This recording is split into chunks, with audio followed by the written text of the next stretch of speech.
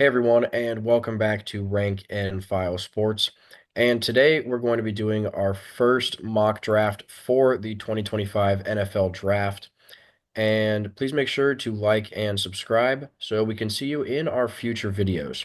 Now, to start this one off, there's been a lot of debate so far between Shedeur Sanders and Cam Ward for who's going to go number one overall. In my opinion, this really shouldn't be a debate. I think this is pretty simple. I know Connor agrees with me here. We have Cam Ward going number one to the Titans. Mhm. At number two, we actually have a trade. The Las Vegas Raiders are going to trade up to the number two pick with the Cleveland Browns to select their quarterback of the future in Shedeur Sanders. Obviously, this trade engine is not going to let us do exactly what a realistic trade would be. It wouldn't be a straight up 2 for 6. My guess is the Browns would likely get some extra compensation. But with the Probably second a overall second and a pick, third, second and a third round pick as well, I would imagine. And yeah, we know the Browns do need a quarterback. But the way the Raiders got they kind of got unlucky last year. They weren't expecting the Falcons to go Michael Penix. They thought they were going to have a quarterback that they could take in the first round. And I don't think that they want to risk it again. And we also know that Dion has said that Shedeur would like to play in Vegas and that he would like his sons to play in Vegas. So I think this makes the most sense. And the Raiders really do need a quarterback. especially with the Pete Carroll hire. I don't know if you feel the same way, but I definitely think there is a way for Pete Carroll to kind of mold Shedeur Sanders into a Russell Wilson type quarterback. They kind of have similar skill sets. They're both a little bit more mobile than your average pocket passer, but still very good in the pocket. So I definitely think Shedeur Sanders can become a very good quarterback in the Raider system with Pete Carroll as his head coach.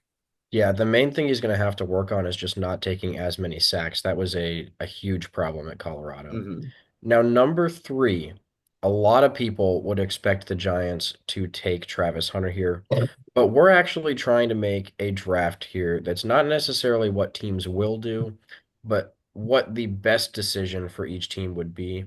And the Giants don't really need a guy who can play wide receiver. They need a cornerback. And yes, Travis Hunter plays corner. But the best corner in this draft is not Travis Hunter, in my opinion. It's Will Johnson.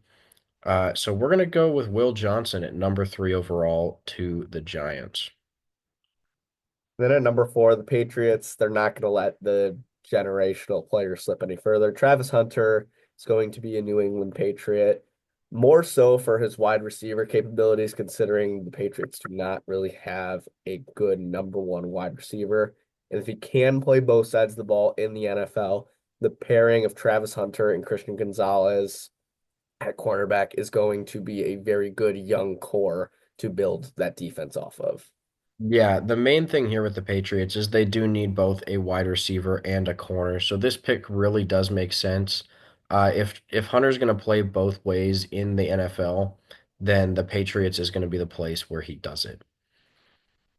Now, number five overall, as you can see, Jaguars team needs offensive line, corner, tackle, or D tackle, and wide receiver. At this point, I think it makes most sense for them to go with Mason Graham at defensive tackle.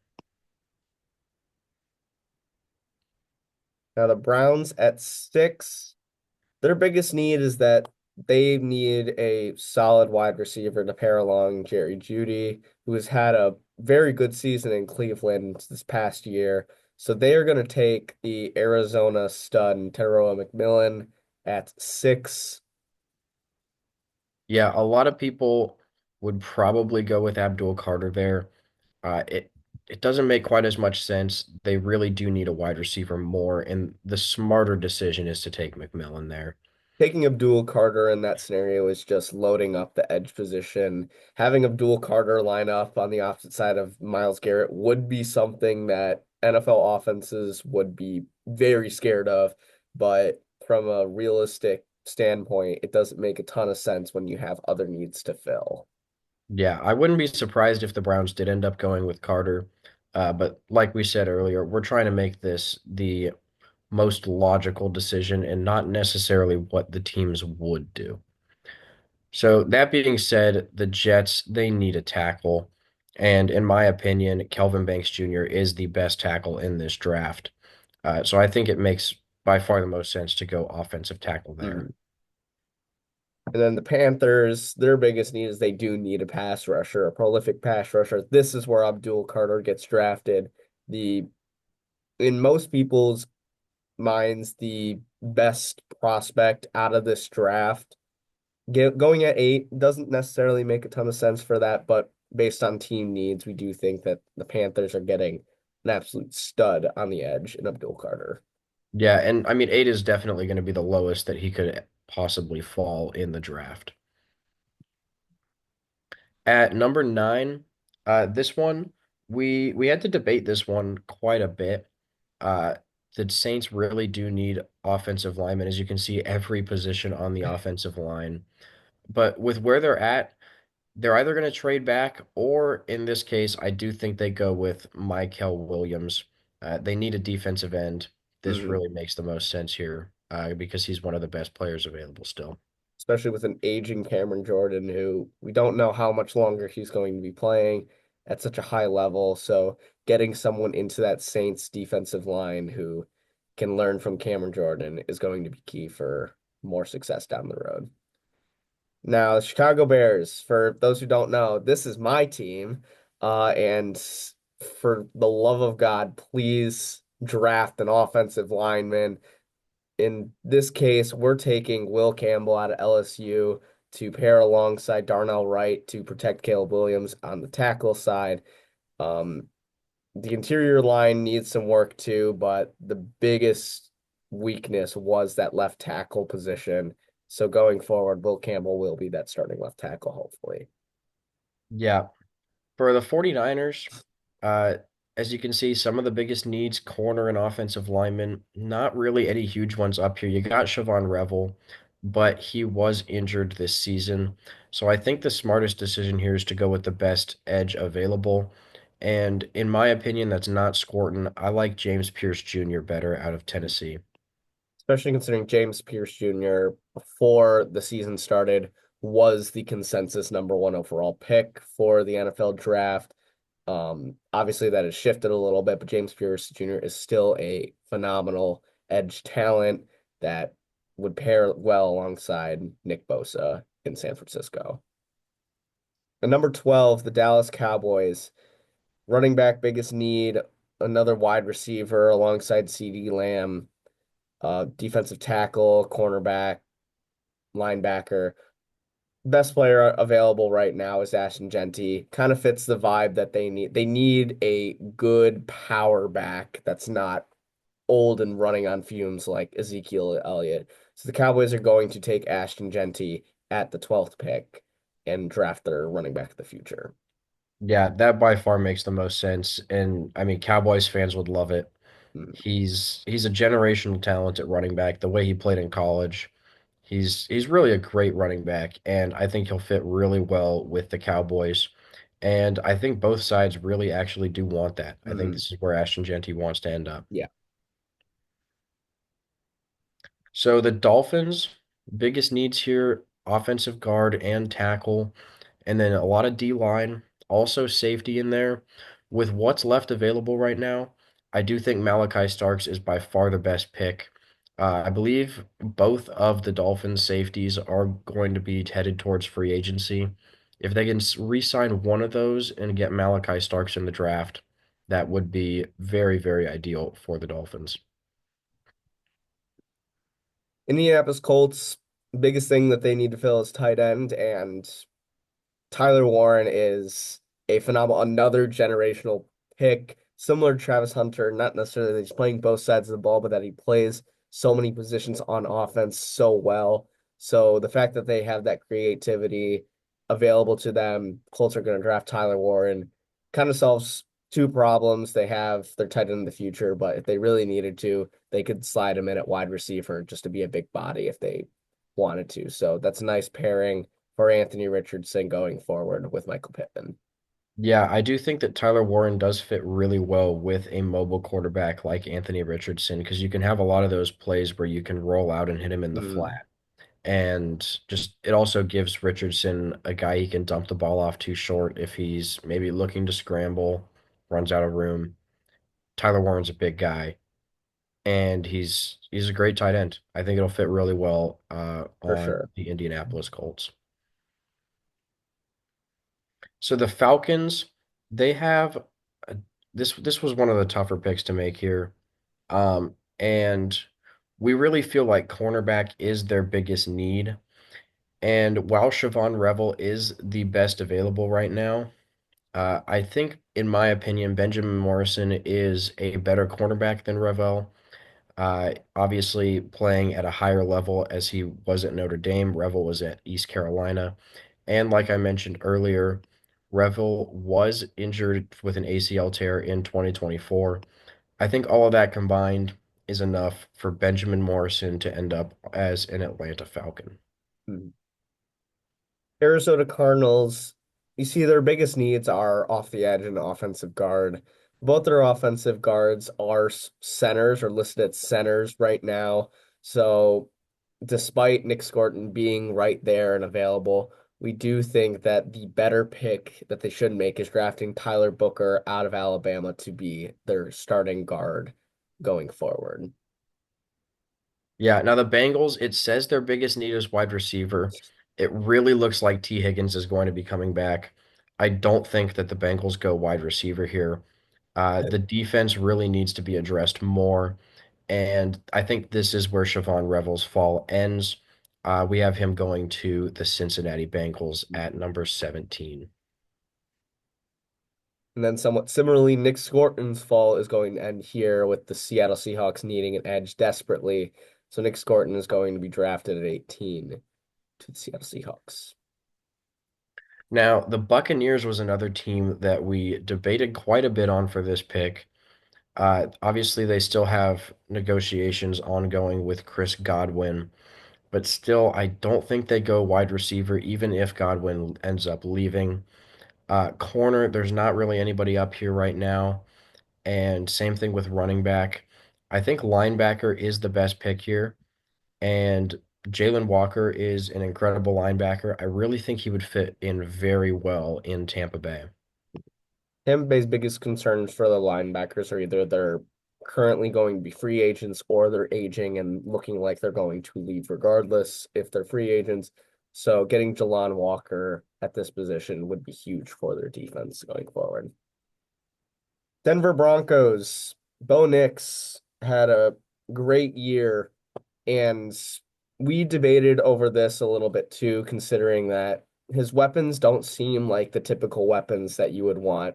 Their wide receivers aren't necessarily the biggest names in the NFL, with Cortland Sutton being the biggest name.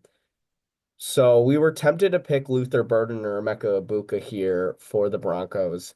But the biggest thing for the Broncos is that their current defensive tackle is either aging or about to be a free agent. So with Derek Harmon out of Oregon being available, we think that it's best for them to pick him over picking a wide receiver right here, especially in a wide receiver class that does seem pretty deep going forward, so they could get a wide receiver later on, or not, considering that they have had success this past season with their current wide receiver core. Yeah, I definitely think that makes a lot of sense. With how well Bo Nix did this season, it doesn't feel like wide receivers their biggest position of need. Now, I do think that the Steelers will be taking a wide receiver here. The debate was between Burden and Egbuka, and I can't give a great reason why, because they're very similar players. Egbuka just a little bit better in the slot, and overall, it feels like Egbuka just makes more sense to go to the Pittsburgh Steelers than Luther Burden. Mhm. Los Angeles Chargers. Now, it doesn't show up in their needs, but you're going to keep in mind that Jim Harbaugh is the head coach and that Colston Loveland is projected to be one of the best tight ends in this draft.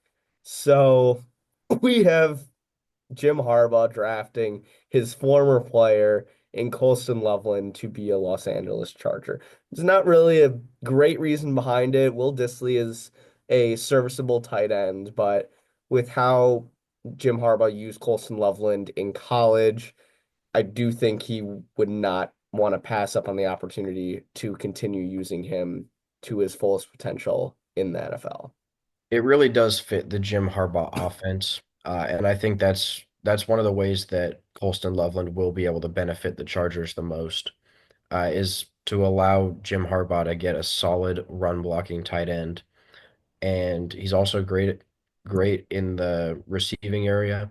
So this one really does make a lot of sense. And if Colston Loveland's available at 22, unless somebody else shocking is available, then I would be shocked if the Chargers didn't go with Mhm. Colston Loveland here. Number 23, we do have another Michigan player here going at 23. As you can see, defensive tackle, one of the biggest needs. And according to these rankings, Tyleik Williams and Walter Nolan are both better than Kenneth Grant. But I do think Kenneth Grant, out of those three, probably the best fit for the Packers. He might be the most talented overall, too. Mhm. And the Packers need a defensive tackle. This makes the most sense here. Yeah, no question about it.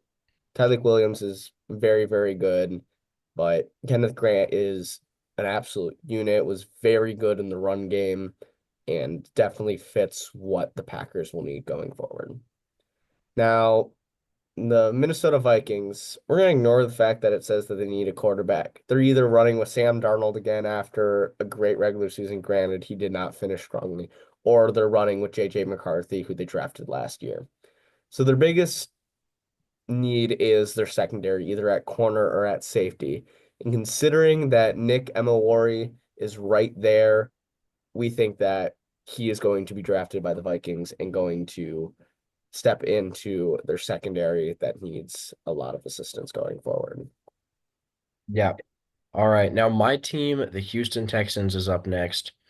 And I don't know why it doesn't have offensive line as one of our biggest needs. After the performance against the Chiefs, it's very clear that the offensive line is a huge problem. And this one, I was struggling between who to pick for tackle between Cameron Williams and Josh Simmons. Obviously, Simmons is coming off of injury, but Cameron Williams only has 1 year of starting experience. I think in this case, the Texans really need somebody who they can just plug in and have start. And in my opinion, Josh Simmons is the better fit to do that, and have a more successful career right off the bat. Mhm. But don't worry, Cameron Williams, you're not going to fall for much longer. The Rams, one of their biggest needs is offensive tackle as well. Cameron Williams is going to get drafted by the Rams in this situation, and going forward will either be worked on as a project to eventually be either starting tackle or might get plugged in right away. Yeah, the Ravens at 27, we know they like to be flashy. Luther Burden is still available here, but we're trying to be smart with this mock draft, trying to do what teams really should be picking. And Jonah, I'm not even going to try and pronounce his last name. Um, you can read it if you really want. He played at Arizona. He can play multiple positions on the offensive line. They need a tackle and a guard. This just makes way too much sense for the Ravens to pass up on. I do think they take the offensive tackle out of Arizona here. This is especially considering that currently they only have one tackle listed for, I can't remember if it's right tackle or left tackle. That's Ronnie Staley, who is getting a little bit older.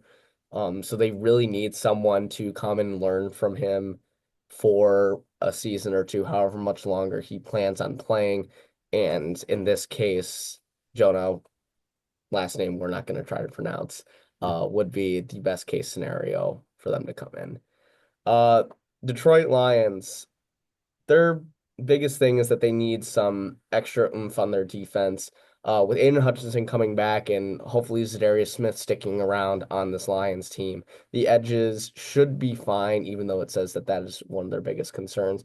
So in this case, their biggest need, in our opinion, is the defensive tackle position out of the middle. And in that case, this is where Tyleik Williams is going to get drafted.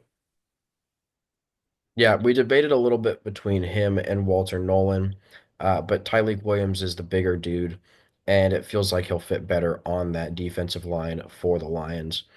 Now, number 29, this one, again, we had a debate, but at this point, uh, the Commanders, they could use another wide receiver to fit in there and catch some passes from Jaden Daniels next season.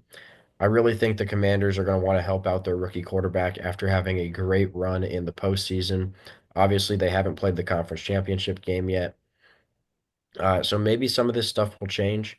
But for right now, we think this is where Luther Burden's fall ends. We have him going to the Washington Commanders.